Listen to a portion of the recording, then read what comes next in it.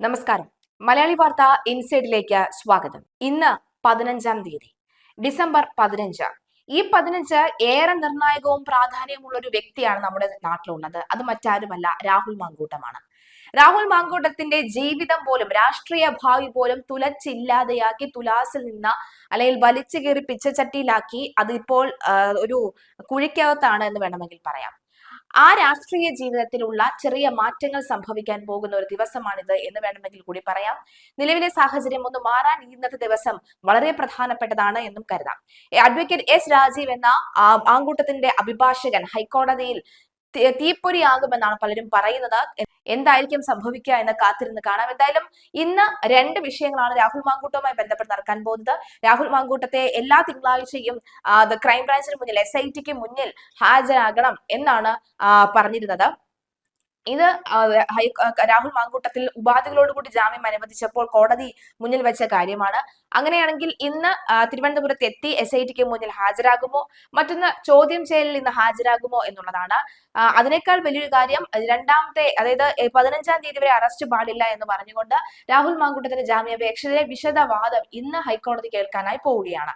അങ്ങനെ രണ്ട് കാര്യങ്ങൾ വളരെ പ്രധാനപ്പെട്ടതാണ്. രാഹുൽ മാങ്കൂട്ടത്തിനെതിരെ രണ്ട് ബലാത്സംഗ കേസുകളും ഹൈക്കോടതി ഇന്ന് പരിഗണിക്കും. ആദ്യം രജിസ്റ്റർ ചെയ്ത കേസിൽ മുൻകൂർ ജാമ്യാപേക്ഷ തള്ളിയ സെഷൻസ് കോടതി നടപടിക്കെതിരെ രാഹുൽ മാങ്കൂട്ടത്തിൽ നൽകിയ ഹർജിയാണ് ഇതിൽ ഒന്ന്. ഈ ഹർജിയാണ് ഇന്ന് പരിഗണിക്കാൻ പോകുന്നത്. ഈ കേസിൽ രാഹുലിനെ തൽക്കാലത്തേക്ക് അറസ്റ്റ് ചെയ്യരുത് എന്ന് ജസ്റ്റിസ് കെ ബാബു കഴിഞ്ഞ ആഴ്ച നിർദ്ദേശിച്ചിരുന്നു. ഈ കേസിൽ വിശദമായ വാദം ഇന്ന് നടക്കും. ബാംഗ്ലൂരിൽ താമസിക്കുന്ന മലയാളി യുവതിയുടെ പരാതിയിൽ രജിസ്റ്റർ ചെയ്ത രണ്ടാമത്തെ കേസിൽ രാഹുലിന് തിരുവനന്തപുരം സെഷൻസ് കോടതി കഴിഞ്ഞ ദിവസം മുൻകൂർ ജാമ്യം നൽകിയിരുന്നു. ഇതിനെതിരെ സർക്കാർ നൽകിയ ഹർജിയാണ് ജസ്റ്റിസ് ജയചന്ദ്രന്റെ ബെഞ്ച് പരിഗണിക്കുന്നത്. അതിനിടെ രണ്ടാം ബലാത്സംഗ കേസിൽ വ്യവസ്ഥകളോടുകൂടി സെഷൻസ് കോടതി മുൻകൂർ ജാമ്യം നൽകിയ രാഹുൽ മാങ്കൂട്ടത്തിൽ ഇന്ന് അന്വേഷണ സംഘത്തിന് മുന്നിൽ ഹാജരാകില്ല എന്നൊരു വാർത്ത കൂടി വരുന്നുണ്ട്. ഒരറിയിപ്പും കിട്ടിയിട്ടില്ലെന്നും ആവശ്യപ്പെട്ടാൽ ഹാജരാകുമെന്നുമാണ് രാഹുൽ നൽകുന്ന വിശദീകരണം. അപ്പീലിലെ ഹൈക്കോടതി തീരുമാനം അറിഞ്ഞ ശേഷം തുടർ നടപടി സ്വീകരിക്കാനാണ് അന്വേഷണ സംഘത്തിന്റെ തീരുമാനം. അതേസമയം രാഹുൽ മാങ്കൂട്ടത്തിനെതിരെ പരാതി നൽകിയ അതിജീവിതയെ സമൂഹ മാധ്യമത്തിലൂടെ അപമാനിച്ച കേസിൽ പ്രതികളായ രാഹുൽ ഈശ്വറിന്റെ ജാമ്യാപേക്ഷയും സന്ദീപ് വാര്യർ, രഞ്ജിത പുളിക്കൽ എന്നിവരുടെ മുൻകൂർ ജാമ്യാപേക്ഷയും ഇന്ന് പരിഗണിക്കും. തിരുവനന്തപുരം ജില്ലാ സെഷൻസ് കോടതിയാണ് ജാമ്യാപേക്ഷ പരിഗണിക്കുന്നത്. പോലീസ് കോടതിയിൽ റിപ്പോർട്ട് ഹാജരാക്കാത്തത് കാരണം കഴിഞ്ഞ 2 തവണയും ജാമ്യാപേക്ഷയിൽ വാദം പറയുന്നത് മാറ്റി വെച്ചിരുന്നു. നിലവിൽ കേസിലെ ഒന്നാം പ്രതിയായ രാഹുൽ ഈശ്വർ റിമാൻഡിലാണ്. രണ്ടാമത്തെ ബലാത്സംഗ കേസിൽ രാഹുൽ മാങ്കൂട്ടത്തിൽ ക്രൈംബ്രാഞ്ച് അന്വേഷണ സംഘത്തിന് മുന്നിൽ ഹാജരാക്കില്ല എന്ന് പറയുമ്പോൾ അത് എത്രത്തോളം ഒരു പ്രാധാന്യമുള്ളതാണ് എന്ന് കൂടി നോക്കി കാണണം. എന്തായാലും ഇന്ന് രാഹുൽ മാങ്കൂട്ടത്തിൽ ഹാജരാകില്ല എന്ന് തന്നെയാണ് വ്യക്തമാകുന്നത്. രാഹുൽ മാങ്കൂട്ടം ചോദ്യം ചെയ്യലിന് ഹാജരാകില്ല, അത് ക്രൈംബ്രാഞ്ചിന് മുന്നിൽ ഹാജരാകില്ല എന്ന് വളരെ വ്യക്തമായി പറയുന്നു. തനിക്ക് യാതൊരുവിധ അറിയിപ്പും കിട്ടിയിട്ടില്ല, പിന്നെ എന്തിനു ഹാജരാകണം, മാധ്യമ വാർത്തകളുടെ അടിസ്ഥാനത്തിൽ താൻ എന്തിനു ഹാജരാകണം എന്ന ഒറ്റ ചോദ്യത്തിൽ രാഹുൽ മാങ്കൂട്ടത്തിൽ നിർത്തിയിരിക്കുകയാണ്. എന്തായാലും ഇന്നെന്തായാലും ഹാജരാകണം എന്ന അറിയിപ്പ് ഇതുവരെ കിട്ടിയിട്ടില്ല എന്നാണ് രാഹുൽ മാങ്കൂട്ടത്തിൽ പറയുന്നത്. തിരുവനന്തപുരം ജില്ലാ കോടതിയിൽ നിന്നുള്ള മുൻകൂർ ജാമ്യ വ്യവസ്ഥയിൽ ഇന്ന് ഹാജരാകണമെന്ന് അറിയിച്ചിരുന്നു. അന്വേഷണ സംഘം ആവശ്യപ്പെട്ടാൽ ഹാജരാകുമെന്നാണ് രാഹുലിന്റെ പ്രതികരണം. രാഹുലിന്റെ ചോദ്യം ചെയ്യലിൽ ഇന്ന് ഹൈക്കോടതിയുടെ അപ്പീൽ തീരുമാനം അനുസരിച്ചാകും അന്വേഷണ സംഘത്തിന്റെ തീരുമാനം. രാഹുൽ മാങ്കൂട്ടത്തിന്റെ അഭിഭാഷകനെ പോലീസ് വിവരം അറിയിച്ചിരുന്നു. പ്രിൻസിപ്പൽ സെഷൻസ് കോടതി തീരുമാനപ്രകാരം രാഹുലിനെ ചോദ്യം ചെയ്യില്ല.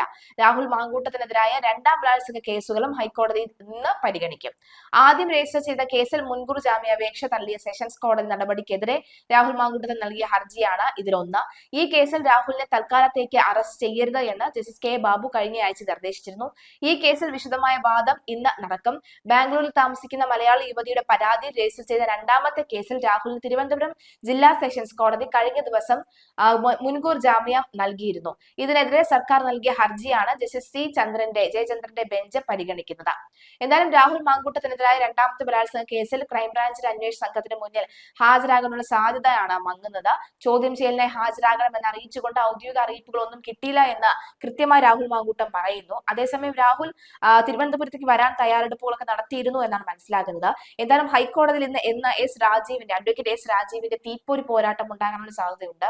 ഏത് വിധേനയും രാഹുൽ മാങ്കൂട്ടത്തിന് ജാമ്യം അനുവദിക്കുക, ഹൈക്കോടതിയിൽ നിന്നും ഒരു അനുകൂല വിധി ഉണ്ടാവുക, അത് തന്നെയായിരുന്നു എസ് രാജീവിന്റെ ആവശ്യം. കാരണം കഴിഞ്ഞ ശനിയാഴ്ചയാണ് ഈ ഒരു കേസ് കോടതി എടുത്തത്. ആ ഘട്ടത്തിൽ അദ്ദേഹം കോടതി പറഞ്ഞിരുന്ന ഒറ്റ കാര്യം, കോടതിയോട് എസ് രാജീവ് പറഞ്ഞ കാര്യം, പ്രോസിക്യൂഷൻ എന്തെങ്കിലും പറയാനുണ്ടോ, പ്രോസിക്യൂഷൻ എന്തെങ്കിലും വാദിക്കാനുണ്ടോ, അവർക്ക് സമയം വേണമോ എന്നുള്ളതാണ്. അപ്പോൾ പ്രോസിക്യൂഷൻ പറഞ്ഞു സമയം വേണം എന്ന് തന്നെ പറഞ്ഞു.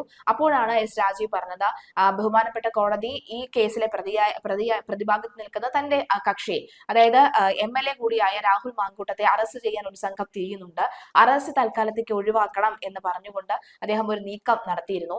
എന്തായാലും എസ് രാജീവ് കൃത്യമായി തന്നെ ആണ് കാര്യങ്ങൾ നീക്കിയത്. മാത്രമല്ല പാലക്കാട് എത്തിയ രാഹുൽ മാങ്കൂട്ടത്തിൽ ബുദ്ധിപരമായി കളിച്ചു. കാര്യം പാലക്കാട് എത്തി രാഹുൽ മാങ്കൂട്ടത്തെ ഈ രാഷ്ട്രീയക്കാരും അതുപോലെ തന്നെ മാധ്യമപ്പട എന്നാണ് എടുത്തു പറയേണ്ടത്, മാധ്യമപ്പട യക്കത്തിനെ വളഞ്ഞപ്പോഴും രാഹുൽ മാങ്കൂട്ടം അക്ഷരം ഒന്നും പറഞ്ഞിരുന്നില്ല. അത് ഭാവിയിൽ ഒരു കോടതി അലക്ഷ്യമായി മാറാനുള്ള സാധ്യത ഉണ്ടാകുമെന്ന് കൃത്യമായി മനസ്സിലാക്കിയതിന് പിന്നാലെയാണ് രാഹുൽ മാങ്കൂട്ടം ഇക്കാര്യം പറയാത്തത്. കാരണം രാഹുൽ ഈശ്വറിനെ തന്നെ മനസ്സിലാക്കും. രാഹുൽ ഈശ്വർ കസ്റ്റഡിയിൽ ഇരിക്കെ വീട്ടിലേക്ക് തെളിവെടുപ്പിന് വന്നപ്പോൾ എല്ലാ ഘട്ടത്തിലും മാധ്യമങ്ങളെ കാണുമ്പോൾ അലറി വിളിച്ച് തന്റെ എതിർപ്പ് പറഞ്ഞുകൊണ്ടേയിരുന്നു. രാഹുൽ മാങ്കൂട്ടത്തിനെതിരെ വീഡിയോ ചെയ്യണമെന്നാണ് പറയുന്നത്. ഞാൻ പക്ഷെ അങ്ങനെ കേൾക്കില്ല, ഞാൻ അങ്ങനെ ചെയ്യും, ഇവരുടെ കള്ളക്കേസിൽ പ്രതികരിക്കുകയാണ്, കള്ളക്കേസിൽ കൊടുക്കുകയാണ്, ഞാൻ വീണ്ടും ചെയ്യും എന്ന് പറഞ്ഞുകൊണ്ട് ഈ അഭിഭാഷകരുടെ മുമ്പിൽ കടന്നും പോലീസിന് മുമ്പിൽ കടന്നും മാധ്യമങ്ങളുടെ മുന്നിൽ കടന്നും രാഹുൽ ഈശ്വർ അത് ആവർത്തിച്ച് വിളിച്ചു പറഞ്ഞത്. കോടതിയിൽ അത് വാദപ്രതിവാദങ്ങൾക്കിടയിൽ ജഡ്ജി എടുത്തു പറയുന്ന ഒരു സാഹചര്യം കൂടി ഉണ്ടായിരുന്നു.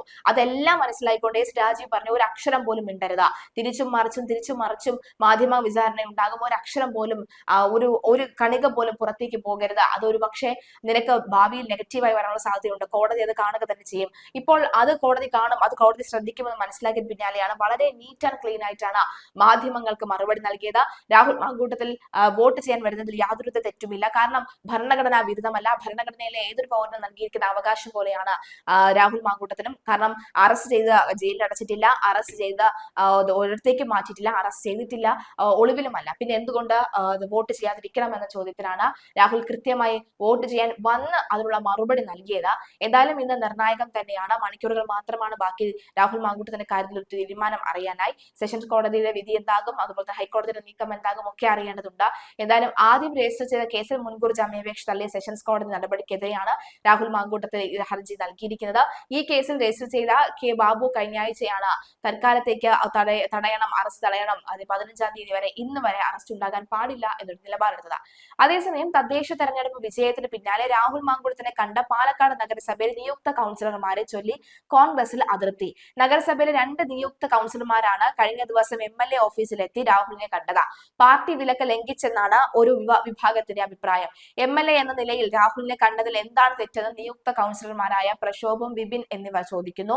തദ്ദേശ തെരഞ്ഞെടുപ്പിലെ UDF മുന്നേറ്റത്തിന് പിന്നാലെ പോസ്റ്റുമായി പാലക്കാട് MLA രാഹുൽ മാങ്കൂട്ടത്തിൽ രംഗത്ത് വന്നതും ജനപിന്തുണ നേടിയിരുന്നു. ജനം പ്രബുദ്ധരാണ്, എത്ര ബഹളം വെച്ചാലും അവർ കേൾക്കേണ്ടത് മാത്രം കേൾക്കും, എത്ര മറിച്ചാലും അവർ കാണേണ്ടത് മാത്രം കാണുമെന്നാണ് രാഹുൽ മാങ്കൂട്ടത്തിന്റെ ഫേസ്ബുക്ക് പോസ്റ്റ് ഉണ്ടായിരുന്നത്. ബലാത്സംഗ കേസിൽ പ്രതി ചേർക്കപ്പെട്ടതിന് പിന്നാലെ പാർട്ടിയിൽ നിന്ന് ഉൾപ്പെടെ പുറത്താക്കപ്പെട്ട രാഹുൽ മാങ്കൂട്ടത്തിൽ വോട്ട് ചെയ്യാൻ എത്തിയത് വലിയ ചർച്ചയായിരുന്നു. 15 ദിവസത്തെ ഒളിവ് ജീവിതത്തിന് ശേഷമായിരുന്നു രാഹുൽ മാങ്കൂട്ടം പാലക്കാട് കുന്നത്തൂർ മേട് ബൂത്തിലെ സെന്റ് സെബാസ്റ്റ്യൻ സ്കൂളിലെത്തി വോട്ട് ചെയ്തത്.